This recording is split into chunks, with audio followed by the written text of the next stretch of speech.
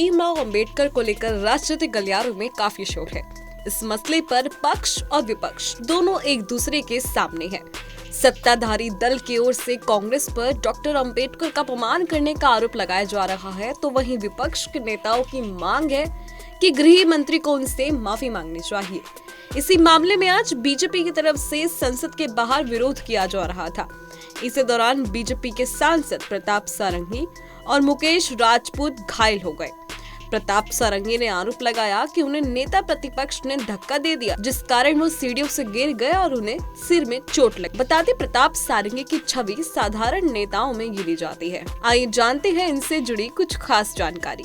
BJP सांसद प्रताप सारंगी का जन्म उड़ीसा के बालासोर 4 जनवरी 1955 को हुआ था। गोपीनाथ गांव में जन्मे प्रताप सारंगी के पिता का नाम गोविंदा चंद्र सारंगी और माता का नाम सिद्धेश्वरी सारंगी है।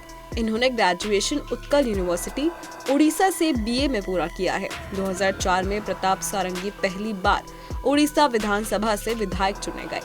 इतना ही नहीं, 2014 तक सदस्य के तौर पर इन्होंने काम भी किया और 2009 से 2014 के बीच ये कई समिति के सदस्य भी रहे।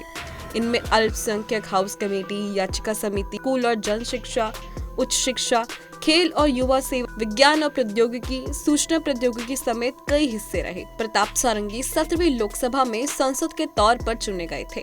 केंद्रीय राज्य मंत्री, सूक्ष्म, लघु और मध्यम उद्यम मंत्रालय और मत्स्य पालन, पशुपालन और डेयरी मंत्रालय के मंत्री भी बनाए गए। वो हिंदी राजभाषा के सदस्य के रूप में भी 1 जनवरी 2022 से जुड़े हैं। इसी समय ये लोक लेखा समिति के सदस्य भी बनाए गए। 18वीं लोकसभा में भी ये बतौर सांसद चुने गए। 26 सितंबर 2024 से ये जल संसाधन समिति के सदस्य है। 70 साल के बीजेपी नेता प्रताप सारंगी बहुत ही साधारण परिवार से ताल्लुक रखते हैं। उन्हें अपने जीवन में भी सादगी काफी पसंद है। शायद इसीलिए वो चकाचौंध भरी दुनिया से काफी दूर रहते हैं। वो लग्जरी गाड़ियों की बजाय साइकिल से चलना पसंद करते हैं। कपड़े और रहन सहन, हर स्थिति में उनकी सादगी का हर कोई कायल है। उन्हें आलीशान मकान में भी रहना पसंद नहीं है, इसीलिए घास फूस के बने घर में रहते हैं। अपने साधारण व्यक्तित्व के दम पर ही उन्होंने करोड़पति उम्मीदवार रविंद्र कुमार जैना को भारी वोटों के अंतर से चुनाव हराया था। चुनाव में लाखों करोड़ों खर्च करने वाले लोगों के सामने उन्होंने एक बड़ा उदाहरण भी पेश किया। जनता के बीच पहचान बनाने के लिए सिर्फ रुपयों की ही नहीं आवश्यकता होती।